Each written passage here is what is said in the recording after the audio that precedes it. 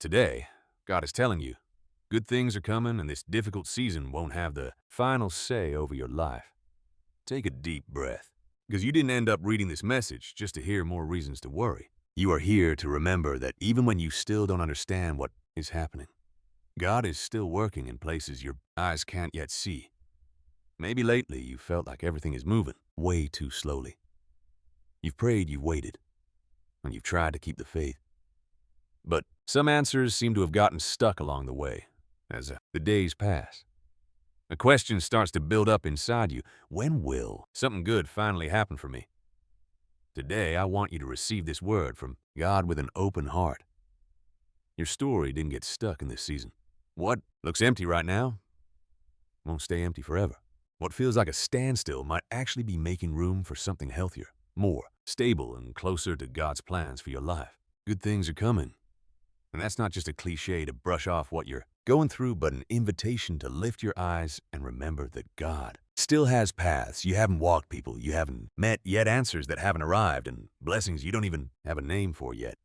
Maybe this is the very truth you needed to hear today.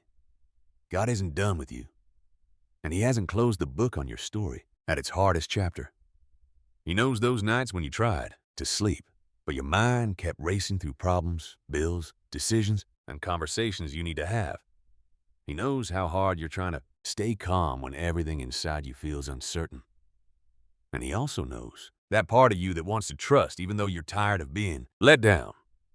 That's why this message doesn't start by demanding more strength from you. It starts by offering you relief. You don't have to map out the whole journey just to take the next step. You don't need to have every single answer to keep believing, and you shouldn't. Take a delay as proof that God has forgotten you. The book of Jeremiah chapter 29 verse 11 says, "For I know the thoughts I think toward you, says the Lord, thoughts of peace and not of evil, to give you a future and a hope." These words were spoken to people who were still going through a really tough time. The promise didn't ignore the waiting, but it reminded them that the waiting hadn't canceled the purpose. God knew the future they couldn't see, and He knows yours too. Today, you might look at your life and mostly see what's missing. The door that didn't open, the opportunity that passed you by, the relationship that fell apart, or the project that didn't move forward like you hoped. Without realizing it, you might start measuring God's goodness only by what hasn't happened yet, but your life holds far more signs of His care than a weary mind can actually take in. You made it this far. You survived days you thought you couldn't handle. You learned things you didn't understand before, and you discovered the strength you never knew you had. Even though there are still areas that need, in response, God has already sustained you in so many ways. Faith is not about pretending that everything is fine. It is about remembering that what you see today does not represent everything God can do. There are movements that begin in silence. A conversation could be in the making, an opportunity could be drawing near, and a tiny decision can place you on a completely new path. Even a closed door might be keeping you from giving your heart, your time, or your strength to something that was never meant to sustain you. Not everything that ended represents a defeat. Not every delay means rejection. And not every quiet season is empty. Before, you only ask yourself when what you are waiting for will arrive. Perhaps you also need to ask yourself, what is God building within me while I wait? He might be teaching you to trust without controlling, to set boundaries, without feeling guilty, to stop chasing people who do not know how to stay, to recognize your worth without depending on the approval of anyone else, and to keep on living without putting your joy on pause. God's plans are not always revealed quickly, but they can begin to be felt through small transformations that change the way you walk. Perhaps you still face the same problem, but you no longer react in the exact same way. Worry still creeps in, but now you manage to breathe before imagining the worst outcome. Someone walks away, and even though it hurts you, no longer immediately conclude that you have no value. That too shows that something good has already begun. It does not always arrive first as an external answer. Sometimes it arrives as peace, clarity, restored dignity, the strength to say no, the courage to try again, or the quiet certainty that God is in control, even when you still do not know how everything will work out. During this message, we are going to dive deep into a truth capable of changing the way you look at your present. God can not only bring good things to you, He can also prepare you to recognize them, receive them, and care for them when they arrive. But Before we continue, I want to invite you to write in the comments, I am ready to receive the good things God has for me. Do not write it as a formula to force God to do something. Write it as an inner decision to stop letting fear dictate only negative endings. Click like if this message is bringing peace to your heart, and subscribe to keep receiving messages of faith and hope. I also want to ask you to confirm that you are watching this video on our official messages from God. Some of our audio files are being used and published by other channels without our permission. That is why staying here, subscribing, and sharing this video directly from official messages from God is an important way to protect and support this original work. Every message is prepared with devotion, prayer, and so much love to walk with you and remind you that God is still close by. Now, take a moment to look back at the words we started with. Good things are coming. Maybe they won't arrive exactly the way you imagined. Perhaps a different answer will end up being more valuable than the one you've been asking for so long. God might not bring you back to that same season, but He will open up a life with more peace, more clarity, and healthier relationships. The good that is coming won't always be a copy of the past. Sometimes it will be something completely new, so please don't close off your heart just because one experience ended badly. Don't write off your entire future just because of one difficult season. God can still surprise you, and maybe the first obstacle isn't standing in front of you, but inside, that part of your heart that, after so many disappointments, began to fear hoping for something good again. That part of you didn't just appear overnight. It was built up after promises that went unfulfilled, doors that seemed right but ended up closing, and people who promised to stay but walked away. At first, you still hoped with excitement, praying and imagining quick answers, looking at every opportunity as a possible sign. But as the waiting dragged on, you started to protect yourself. When something good came near, you avoided getting too excited. And if an opportunity came along, a part of you immediately searched for the reasons why it might fail. You didn't do this because you're a negative person. You were just trying to avoid another disappointment. A weary heart often believes that if it expects less, it will hurt less. So it lowers its expectations and learns to receive good news with doubt. Even when someone tells you that everything is going to get better, you want to believe it, but inside you, a quiet whisper says, I've gotten my hopes up before. And what if it doesn't happen this time either? This struggle runs deeper than it seems because it's not just about waiting for a blessing. It's about learning to feel safe while you wait. A part of you wants to believe that good things are coming, but another remembers how many times you thought something was about to change only to end up facing another delay. That's why you can feel hopeful for a few minutes, and then feel worried soon after. You can hear a word of faith, feel relief, but then look back at your reality and wonder if it really applies to you. You aren't rejecting God. You're simply trying to balance the promise of a bright future with the weariness of a present that hasn't changed yet. Psalm 126, verse 5 says, Those who sow in tears shall reap with shouts of joy. These words don't deny that there were tears. They acknowledge that there are seasons when sowing is hard, when continuing to believe is hard, and carrying on with your responsibilities feels like a struggle. It's hard, too. There are days when faith doesn't feel like a grand declaration. It feels more like a quiet decision, not to give up on hope entirely. Maybe this morning you woke up without any motivation, but you kept going anyway. You made breakfast, took care of your responsibilities, and answered those who needed something from you. No one would have guessed that while you went about those daily chores, deep down in your heart you were holding a quiet question about the future. Maybe you checked your phone hoping for some news, looked at an email, calculated once again how to handle a financial problem, or remembered a prayer that you've been repeating for a long time. Daily life went on right in front of you, while deep inside, a part of you was still waiting for a sign. That kind of waiting brings a weariness that's hard to explain. Sometimes it shows up as a lack of motivation, impatience, or finding it hard to enjoy the present, or a constant urge to check if anything has changed. Your mind starts looking for signs everywhere. An unexpected call feels like it could be the answer, while silence brings worry. When nothing changes as quickly as you want, you start to fear that God is saying no. But a delay on its own doesn't tell you how things will turn out. There are details you don't know about yet, decisions other people are making, and paths that haven't quite fallen into place yet. There are also times when the things you want need to be looked at with more clarity, because not everything that looks good from a distance will actually bring you the peace you need. This doesn't mean you have to find a spiritual reason for every single thing that happens. It just means remembering that your view right now is limited. You only see today. God sees the whole story. The real trouble starts when the pain of waiting turns into a judgment about your self-worth. You stop thinking that an answer is just taking its time, and you start feeling like maybe you don't deserve it. You see others moving forward, and the delay starts to feel personal. Someone shares a new opportunity, a new relationship, or a healed family. And even though you want to be happy for them, something inside you asks why your life isn't changing at that same pace.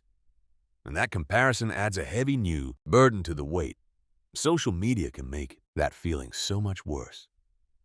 In just a few minutes, you see celebrations, trips, achievements, and blessings that seem to have come so easily, but you don't see the doubts they had before, the hidden struggles, or the areas that those people are still trying to figure out. You compare your entire life to a curated highlight reel of someone else's, and you end up feeling like God is moving everyone forward except you. But someone else's blessing doesn't take away from the possibilities that, throat clearing, are still waiting for you. Every path has a rhythm that can't be measured just by what you can see. You might be going through a less exciting chapter of your life right now, but deeply important. You are learning to recognize what you no longer want to repeat, identifying relationships that drain you, and understanding that an opportunity isn't good just because it came quickly. Maybe you are reclaiming your power to say no, to listen to your inner voice, and to stop accepting just anything out of fear of ending up with nothing. These changes might seem small when you compare them to a major external response. And yet many times they are the very things that allow you to receive new blessings without falling back into the same old patterns. Imagine if you received exactly what you've been asking for today, but your heart still believed it had to please everyone to deserve love. You could receive something beautiful and end up losing yourself in it all over again. Think of a career opportunity coming your way while you still take every piece of feedback as proof of your own inadequacy. The door might open, but your insecurity would walk right in with you. Consider, too, a new relationship, while fear still forces you to watch every silence. And imagine abandonment in every moment of distance. It wouldn't be enough for something good to arrive. Your soul would need the space to receive it without turning it into a new source of anxiety. That is why God's plans can include a preparation that no one else sees. Not as a punishment, nor because you need to become perfect before receiving something good, but because God cares just as much about what reaches your hands as about the way in which it will find your heart. A blessing shouldn't require you to abandon your peace to keep it. A genuine opportunity doesn't ask you to destroy your dignity, and a healthy relationship won't force you to become someone else just to keep them from leaving. Before you can recognize the good things coming your way, you will also need to identify a voice that has tried to convince you that you must always expect the worst. That voice doesn't always scream. Sometimes it speaks quite reasonably. It tells you not to get too excited, not to trust completely, and that it is better to expect little so you don't hurt again. At first, it seems like a form of care. Over time, it can become a prison, because it no longer just tries to protect you from disappointment. It also begins to push you away from any possibility of hope. Fear takes a real experience from the past and uses it as proof that the future will end up the same way. If a relationship hurt you, it convinces you that no one will ever stay. If an opportunity failed, it tells you it isn't worth trying again. If an answer took too long, it turns the waiting into a sign of abandonment. Then your mind stops evaluating each situation for what it really is and starts to interpret it from what already hurt. You don't just see a new door. You see all the doors that closed before. You don't just receive a kind word. You remember other words that seem sincere, but then were never. Kept your heart learn to stay prepared because it was once caught off guard by something it didn't know how to handle. That is why it tries to anticipate and control outcomes that haven't even exist. The problem is that the need for control never provides the security it promises. It forces you to constantly think about what could go wrong, but it does not give you the ability to prevent it. You end up exhausted, though no safer. The book of Proverbs, chapter 3, verses 5 and 6 says, "Trust in the Lord with all your heart, and do not lean on your own understanding. Acknowledge him in all your ways, and he will make your paths straight." This passage is not asking you to ignore reality. It reminds you that your understanding has limits, especially when it is influenced by fear, weariness, or a wound that is still waiting to be cared for. Trusting God does not mean assuming that everything will happen exactly as you wish. It means no longer believing that the worst-case scenario imagined by your mind is the only existing possibility. Guilt joins this struggle in a different way. While fear looks toward the future and warns of danger, guilt looks toward the past and repeats that you yourself ruined the good things that could have come. Perhaps you remember a decision and think that if you had acted differently, you would be living a different reality today. Maybe you realize you ignored a sign, stayed too long in a wrong situation, or let an opportunity slip away out of insecurity. Learning from those decisions can help you grow. However, destructive guilt wants to convince you that you have already missed your chance and that you do not deserve another. God can correct your direction without condemning your entire story. He can show you what needs to change and at the same time remind you that there is still a future. Psalm 103 declares that God does not treat us according to our mistakes and that He removes our transgressions far from us. This does not eliminate responsibility. If something needs to be made right, ask for forgiveness. If a decision needs to change, change. If you must face a consequence, do so with maturity. But do not confuse responsibility with a condemnation that forbids you from hoping again. Anxiety, on the other hand, tries to solve the future before it arrives. Your mind begins to build scenarios, replay conversations, and look for signs in every detail. If someone takes too long to reply, you imagine them pulling away. If a project is not moving forward, you think it will fail. If an opportunity takes longer than expected, you conclude that it is already lost. The anxiety does not need complete proof. An empty space is enough for it to fill with a painful conclusion. That is why one of the most important questions you can ask yourself is what I am thinking really happening? Or is my mind trying to protect me from something that has not happened yet? The fact might be I have not received a reply yet. The interpretation might be it will never come. The fact might be this person is more distant today. The interpretation might be everyone ends up leaving me. The fact may be that a door is closed. The interpretation may be that there will no longer be any opportunity for me. When you recognize that difference, the thought loses some of its authority. You can still feel worry, but you are no longer forced to turn it into a prophecy about your future. Faith does not ask you to abandon caution. It invites you to include God in your interpretation of reality. Fear says there is only one way for this to end. Faith replies, I do not know the whole story yet. Guilt claims, you already ruined your chance.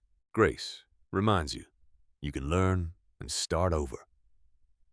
Comparison whispers, you fell behind. Truth replies, your path does not need to look like anyone else's. Anxiety declares, you must figure it all out right now. Trust acknowledges, I can take care of what is in my hands and hand over to God what I cannot control. This change does not happen overnight. For a while, the old voices will keep showing up. The difference will be that you will start to recognize them before you obey them. That is where a more mature hope begins. Not a naive hope that thinks nothing difficult will ever happen again, but a hope that recognizes that even after a disappointment, new paths can still open up. To understand how God can work in the midst of a wait that seems far too long, we can look at the story of Abraham and Sarah. When God called Abraham, he asked him to leave his land and the security of everything he knew to head toward a place he could not yet see clearly. He did not receive a detailed map or an exact date. He received a word, and that word had to become enough direction for him to start walking. The book of Genesis tells us that God promised to make Abraham a great nation and to make his life a source of blessing. However, there was a reality that seemed to contradict that promise. Abraham and Sarah had no children, and the passage of time made that possibility seem more and more distant. At first, they probably imagined the answer would come soon, but the months turned into years, and daily life went on without showing the sign they were waiting for. The wait began to raise deep questions. How do you trust when reality seems to say one thing and the promise claims another?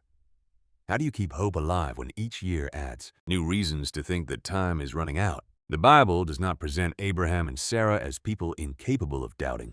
Their story includes moments of trust, wrong decisions, and attempts to speed up the fulfillment. That is precisely why their journey is so close to our own lives. After waiting for a long time, you too might wonder if you should accept an option that does not bring you peace or build an answer with what you have within your reach.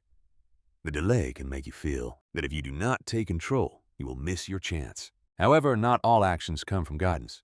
Some are born from the fear that God will show up too late. In Genesis chapter 15, Abraham spoke with God from that place of contradiction. He didn't hide his worry, nor did he pretend that the waiting wasn't affecting him. God didn't dismiss his question. He took him outside of his tent and asked him to look at the sky. That night, Abraham gazed up at a multitude of stars too many to count. Then God spoke to him again about the offspring that would come.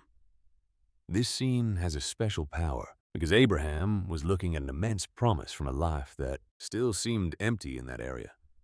He didn't hold the answer in his arms yet. He had a word and a sky full of stars reminding him that God's ability was far greater than the limits he could see. Sometimes waiting traps you. Gaze inside an emotional tent. You see the same worries and the same arguments day after day until you start to believe that this reality is all there is. God can pull you out of that narrow vision and remind you that your present doesn't hold all the possibilities of the future. This doesn't mean ignoring the facts, and Abraham was well aware of his age and Sarah's condition. Faith didn't demand him to pretend those limits weren't there. It just asked him not to let them become a higher authority than the Word of God. Years later, God confirmed that Sarah would have a son. When she heard the news, she laughed to herself. Her laughter didn't come from immediate joy, but from disbelief and exhaustion. She'd waited so long that her heart no longer knew how to welcome a good possibility. That can happen to you too. You can ask for something for a long time, and when a real opportunity finally appears, you might feel fear instead of excitement. After years of preparing yourself for disappointment, good news can seem hard to accept. God asked, is anything too hard for God? That question didn't dismiss the long years that had passed. It pointed her attention toward a greater truth. The promise didn't depend solely on the human possibilities they could calculate. Finally, Sarah gave birth to Isaac. What had seemed impossible for years suddenly entered her home in the form of a baby's cry, tiny arms, and a joy that was no longer just imagined, but actually held. This story doesn't mean that everyone will receive exactly what they ask for, or that every personal desire will come true, but it does reveal something essential. The passing of time doesn't mean that God has lost control of your story, and a season that feels empty doesn't prove that He has stopped being present. God can open up paths different from the ones you planned and bring good into your life in a way that doesn't exactly match your expectations. A door you wanted might stay closed while another begins to open in a place you never even considered. Maybe a relationship won't go back to the way it was, but God is shaping something in you, safer bonds and a peace that no longer depends on that story. The deepest truth is that there are still pages that fear doesn't know. Many times before the good things show up in a visible way, God begins by transforming the way an ordinary person looks at their life. Mariana was 46 years old and worked at the reception of a small clinic. Those who knew her described her as a responsible woman who was always ready to help, although on the inside she had felt for a long time that her life had come to a standstill. 3 years earlier, she had lost a job opportunity she considered life-changing. Shortly after, a relationship in which she had placed so much hope ended without a clear explanation. Although she kept working and handling her responsibilities, something inside her began to fade. She stopped sending out job applications and avoided any conversation about relationships. She still believed in God, but she had started to doubt that anything beautiful could still happen to her. One afternoon, after receiving another rejection, she sat quietly inside her car. The parking lot was almost empty, and a light rain pattered against the windshield. She leaned her head back against the seat and spoke to God without trying to organize her words. She told Him she was tired of waiting and that every new opportunity brought more fear than hope. She also admitted that she had started to reject possibilities before even knowing them, because she preferred to close the door first rather than risk having someone else shut it on her. That prayer didn't immediately change her circumstances. There was no unexpected phone call, and not a single problem was solved in those minutes. Yet Mariana felt that for the first time in a long time she had stopped pretending to be strong in front of God. Over the next few days, a single phrase began to echo in her mind. You still don't know the whole story. This phrase didn't guarantee that everything would turn out the way she wanted, but it challenged the assumption that nothing good could happen anymore. Little by little, Mariana began to change her small choices. She updated her resume, went back to taking walks in the afternoon, and started writing down her worries in a notebook. On one page, she wrote, "I think I'll never find a better opportunity." Then she added, "But what I actually know is that I just haven't found it yet." That difference seemed small, but it started giving her back some inner space. She no longer felt the need to treat all her fears as absolute certainties. She also cut back on the time she spent comparing her life on social media. Her transformation didn't have one spectacular moment. It was a series of quiet choices that allowed her to start actively participating in her own life again. Months later, a former colleague told her about an opening in administration.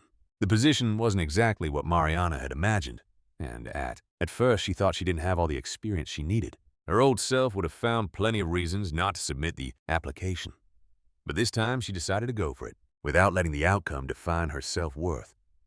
A few days later, she received the confirmation that she had been selected. This new opportunity didn't solve all her problems. She had to adapt, learn, and push through moments of self-doubt. Even so, it was proof that her story wasn't over when she lost that previous opportunity. Over time, Mariana also began to form relationships differently. She stopped settling for just anyone out of fear of being alone. But she didn't use her past experiences as proof that no one could ever be trusted again. She learned to watch people's actions, respect her own boundaries, and let trust grow naturally. In one of her journals, she wrote, "God didn't ask me to know how everything would turn out. He just taught me not to give up on my life while I was waiting." That is a deeply spiritual transformation. It's not just about receiving something new, but about stopping, living in a state of paralysis until it arrives. Maybe you're waiting for an important answer, and it would be dishonest of me to tell you that simply changing your mindset will fix everything. Some situations require time, hard choices, resources, and circumstances that are not entirely under your control. But you can start taking back the part of your life that fear put on hold. You can start taking care of yourself again. Look for new opportunities. Have that conversation you've been putting off. Seek guidance, and let God heal the way you look at your future. Good things don't always start on the day you get the news. Some of them begin the moment you decide that past news no longer holds power over you. To make sure this hope doesn't just end up as a fleeting warm feeling, you need to put it into practice in simple ways. First, learn how to pray with raw honesty. You can say, "Lord, I want to believe that good things are coming, but today I'm struggling to see it. A part of me feels hopeful while another part is just waiting for the next disappointment. Help me not to let my fear become the final word on my future." A prayer like this doesn't show a lack of faith. It shows that you've decided to bring your struggles to God instead of trying to carry them all alone. Sometimes praying isn't about speaking for a long time. It can be as simple as breathing in and slowly repeating a truth. God is with me today. I don't know the whole path, but I'm not walking alone. My future doesn't depend only on what I can see right now. Another powerful tool is simply sitting in silence for a few minutes. You can sit down, put your phone away, take a deep breath, and say, "Lord, here I am." Don't try to force any specific feeling. Just let your thoughts come and go without chasing after them. Silence won't solve all your problems, but it can help you realize just how much noise was keeping you from recognizing your true needs. You can also use your breath as a way to return to the present. When anxiety rises, your body reacts as if the danger is already real. In that moment, try to breathe in slowly and exhale gently. As you breathe, remember, this is the moment I am actually living. You aren't in all the negative possibilities. Your mind is building. You are here taking care of today, and God is right here with you in the present. Another powerful practice is writing. Divide a page into 3 parts. What worries me? What I actually know and what I can do today.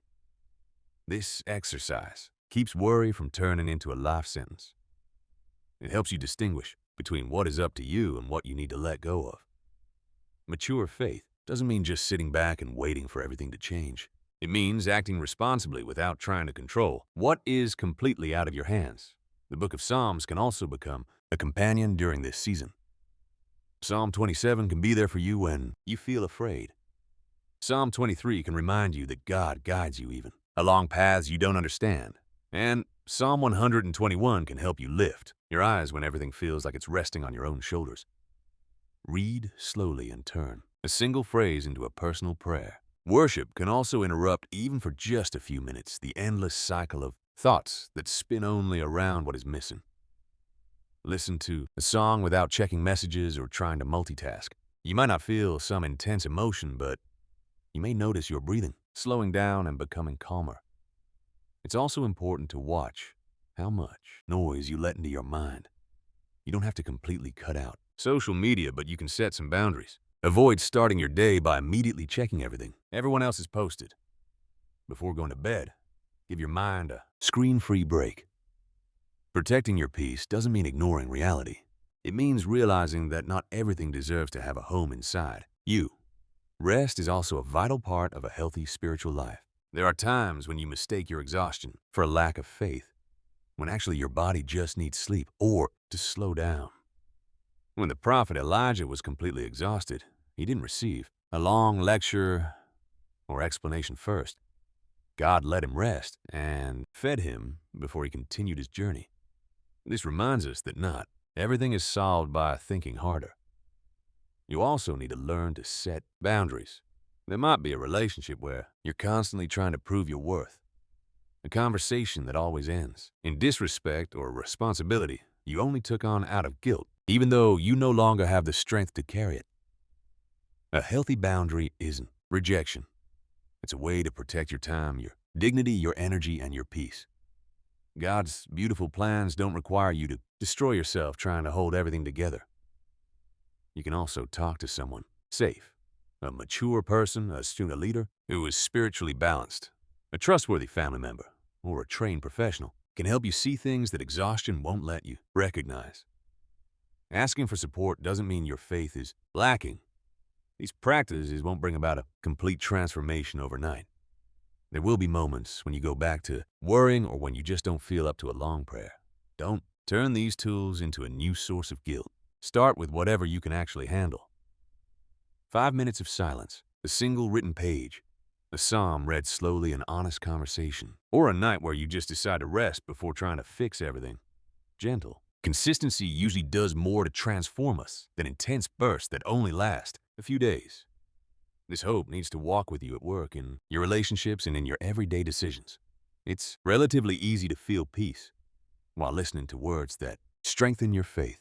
The real challenge begins when you pick up your phone and see a notification that makes you anxious, when someone takes too long to reply, or when you have to make a decision without having all the facts. That's exactly where hope stops being just a passing feeling and starts to become a way of life. Imagine you get to work and your supervisor asks to speak with you in private, before you even know why your mind might start jumping to conclusions. Applying faith in that moment isn't about repeating to yourself that everything will go the way you want. It's about breathing, admitting that you don't have all the facts yet, and remembering that you can respond with wisdom. You can say, I don't know the reason for this conversation. I'm going to wait for the facts before writing off my future. The same thing can happen in your relationships. Maybe you send an important message and the other person doesn't reply as quickly as you'd hoped. That silence triggers an old wound, and you start imagining rejection. Before you react, ask yourself, do I have any real proof that something changed? Or am I interpreting this silence based on a past experience? There might be a necessary conversation, but you don't need to start it with an accusation, born entirely out of anxiety. Restoration begins when you stop trying to find security through impulsive reactions, and you start building it through honest conversations, clear boundaries, and an identity that doesn't depend entirely on how someone else responds. God's beautiful plans don't require you to tolerate constant indifference, a lack of respect, or relationships where you constantly have to prove that you're worthy of staying. Some connections require patience, while others require boundaries. Some need an honest conversation, while others demand that you admit you've been trying to hold on for way too long to something that keeps hurting you. Not every good thing that comes will take the form of restitution. Sometimes it is a true release to stop chasing after explanations to stop justifying behaviors that hurt you, and to learn that losing a relationship does not mean losing your capacity to be loved. Within your own family, there will also be people you love deeply but whose choices you cannot control. You can guide them, talk with them, pray for them, and be present, but you cannot live their lives for them.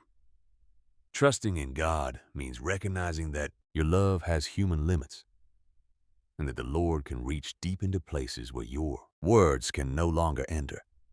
You can say, God, show me what is mine to do and what I need to surrender. Wisdom is loving others without trying to take the place of God. There will also be major decisions that will not come with some extraordinary sign. Some will require prayer information, guidance, and time. Faith does not eliminate the need to think things through. You can look into an opportunity, review the terms, ask questions, and weigh the risks without thinking you are doubting God. Ask yourself, if this opportunity aligns with your values, if it respects your boundaries, and if it lets you walk with integrity. Something might look like an answer and still require careful discernment. Daily life also brings financial worries that do not vanish with just a hopeful phrase. Saying that good things are coming does not mean ignoring the numbers or just waiting around for a solution. You can pray for provision while also looking over your expenses, seeking advice, negotiating a debt, or learning a new skill to expand your opportunities. Faith and responsibility do not work against each other. Do not underestimate modest beginnings. A good thing can start as simple, training a new contact or an idea that needs time to grow. The prophet Zechariah teaches us not to despise small beginnings. You might not have the final result today, but you have a direction. Hope recognizes the value in what is being done even before it can be shown as a major triumph. There will also be days when you just cannot seem to apply everything you have learned. A piece of news can shake you, or a conversation might trigger an old reaction. Do not turn a difficult day into proof that you haven't grown. Growth rarely happens in a straight line.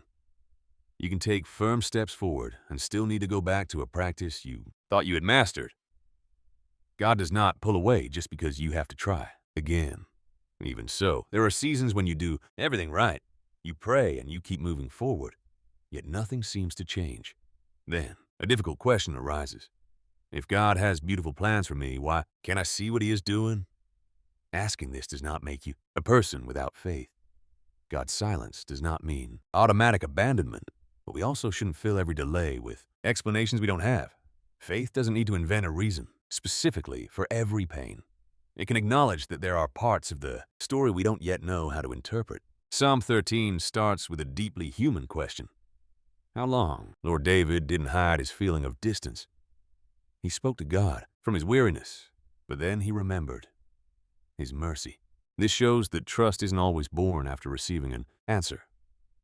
Sometimes it begins when, in the midst of the silence, you choose not to interpret the absence of signs as the absence of God.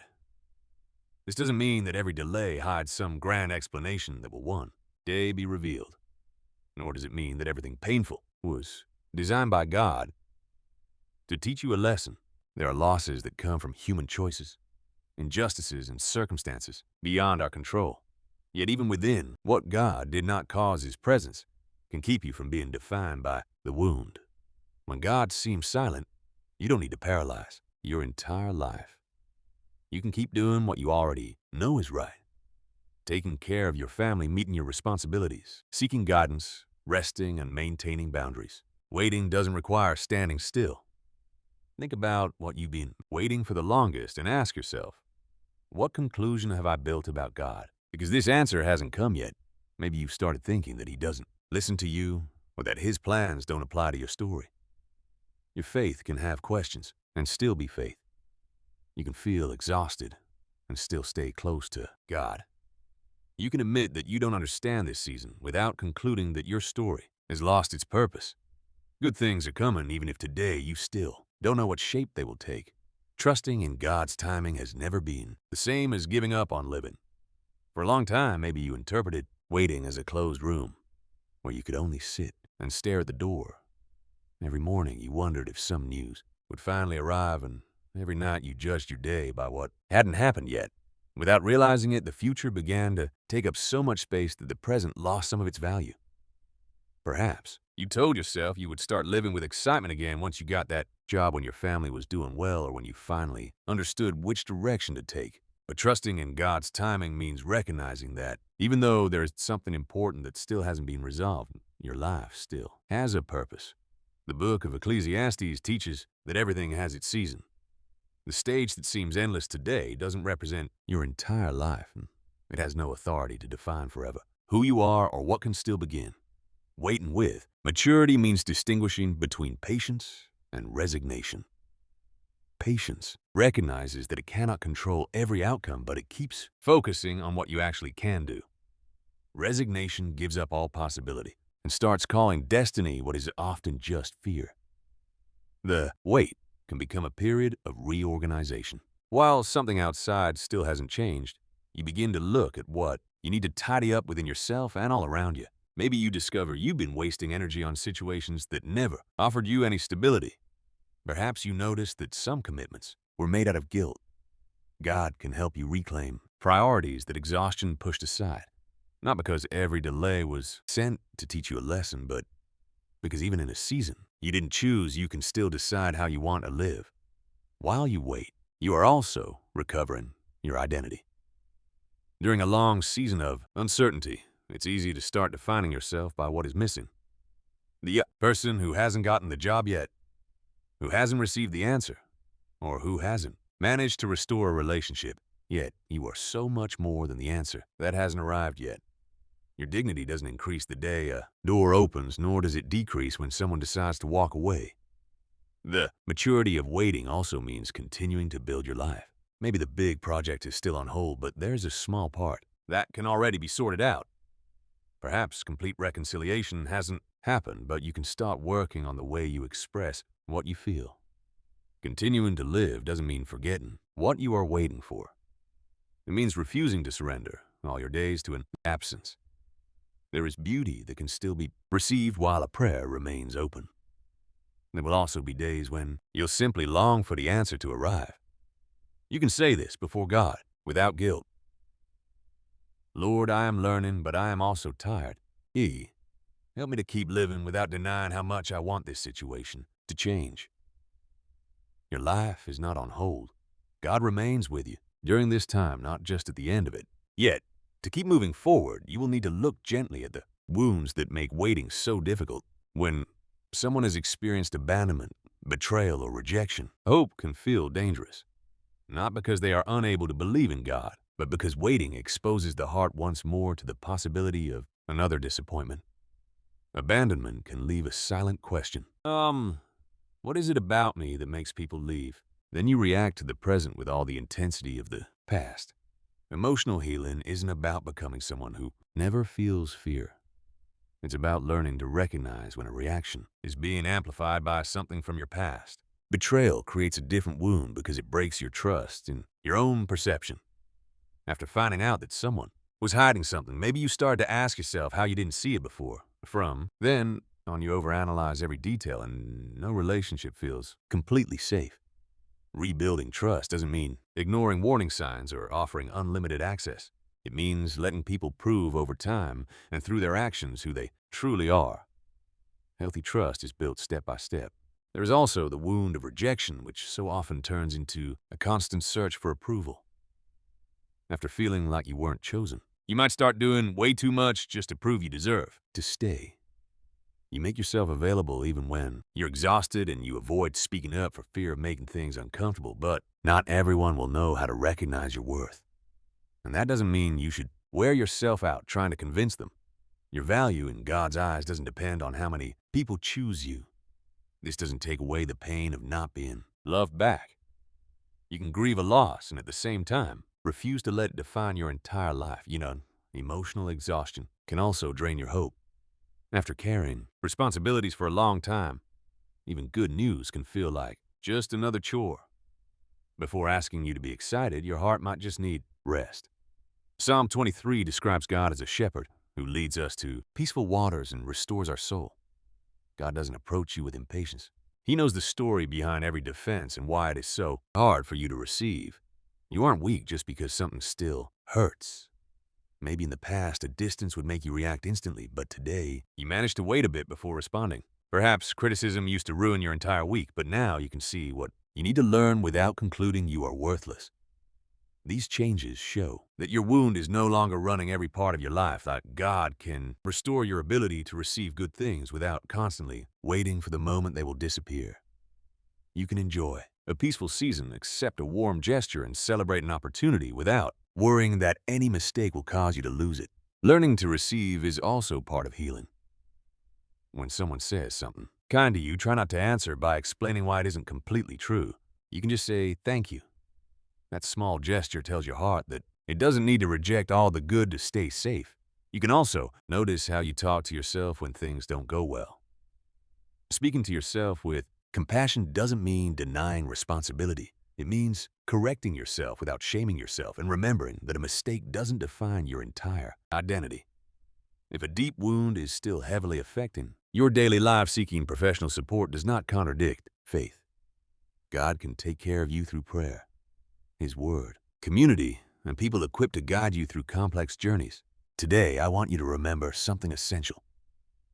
What happened to you explains some of your reactions, but it doesn't need to control everything that is to come.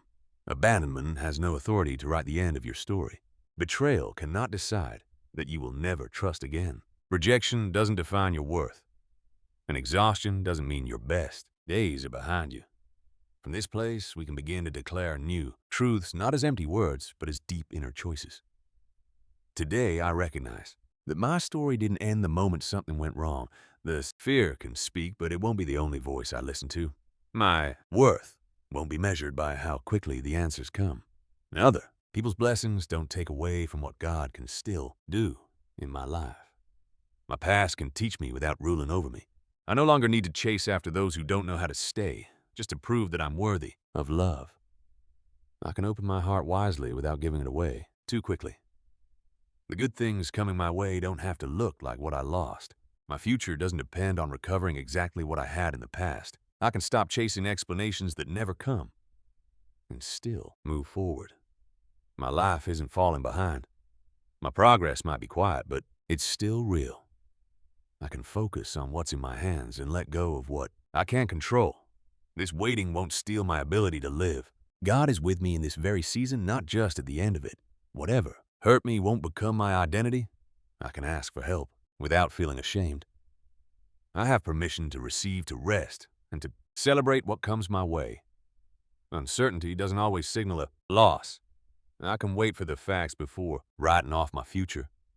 I don't need to understand everything to take the next step. I won't call something a blessing if it destroys my peace or forces me to give up my dignity. Today, I choose not to use a difficult season as a prophecy for my entire future.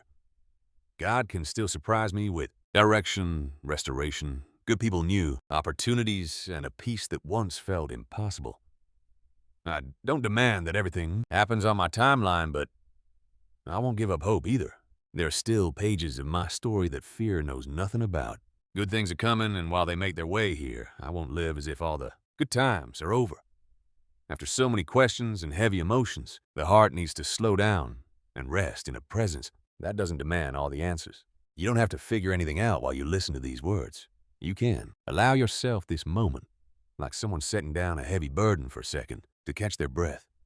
Breathe in slowly. Let your shoulders drop. Release the tension and let your hands rest. Psalm 46 says, "Be still and know that I am God."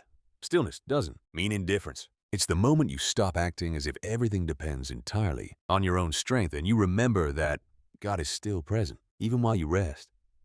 Maybe you've spent too much time thinking that if you let your guard down, something will go wrong. When the silence comes, your mind starts racing with things to do. But you don't need to fight every single thought. You can just acknowledge it and say, "This is worrying me, but I don't have to figure everything out right this second." Maybe there is a concrete action you can take tomorrow, but tonight doesn't need to be lived as if it were already tomorrow. Peace doesn't always come when all your questions fade away. Sometimes it begins when you accept that you don't have to answer them all at once. Think about whatever is being heavy on your mind today.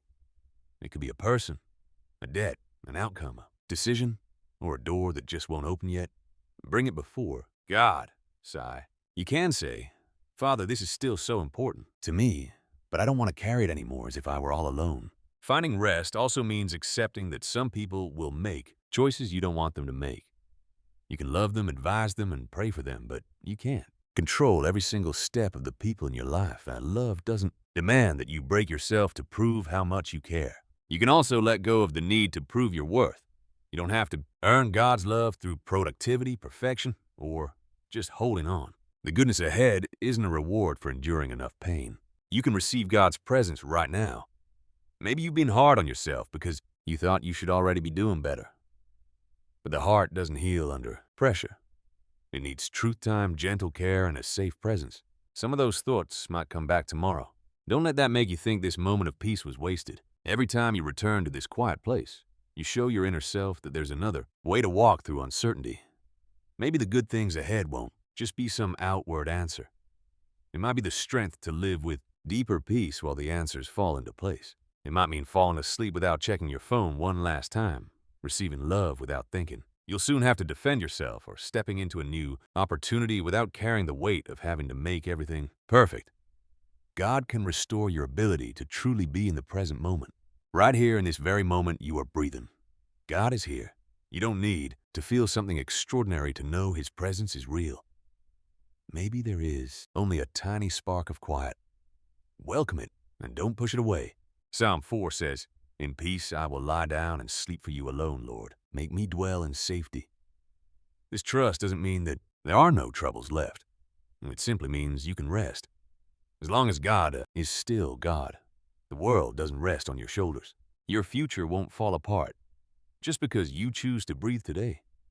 Let these words prepare your heart for prayer. You don't have to plan out what you're going to say. You can come before God exactly as you are, with hope and weariness, faith and questions. Let's pray together. Heavenly Father, we come to you just as we are, without hiding our weariness and without trying to fake a strength we might not feel today. Every part of our story.